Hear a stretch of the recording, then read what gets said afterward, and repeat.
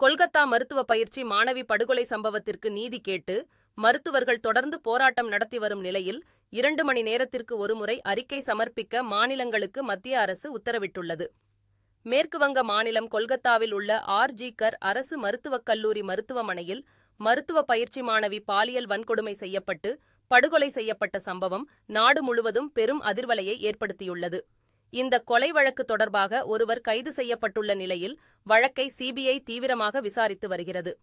இந்த சம்பவத்தை கண்டித்தும் படுகொலைக்கு நீதி கேட்டும் அனைத்து மாநிலங்களிலும் உள்ள மருத்துவக் கல்லூரி மாணவர்கள், பயிற்சி மருத்துவர்கள் உள்ளிட்டோர் போராட்டத்தில் ஈடுபட்டுள்ளனர். இந்த போராட்டம் காரணமாக நாடு முழுவதும் பல்வேறு மருத்துவமனைகளில் மருத்துவ சேவைகள் பாதிக்கப்பட்டுள்ளன. இந்த நிலையில் மருத்துவர்களின் போராட்டங்கள் குறித்து ஒவ்வொரு 2 மணி நேரத்திற்கு ஒருமுறை அறிக்கை சமர்ப்பிக்க வேண்டும் என மாநில அரசுகளுக்கு மத்திய அரசு உத்தரவிட்டுள்ளது. நாடு முழுவதும் போராட்டங்கள் வெடித்துள்ள நிலையில் அனைத்து மாநில காவல்துறை தலைவர்களுக்கும் மத்திய உள்துறை அமைச்சகம் சுற்றறிக்கை அனுப்பியுள்ளது.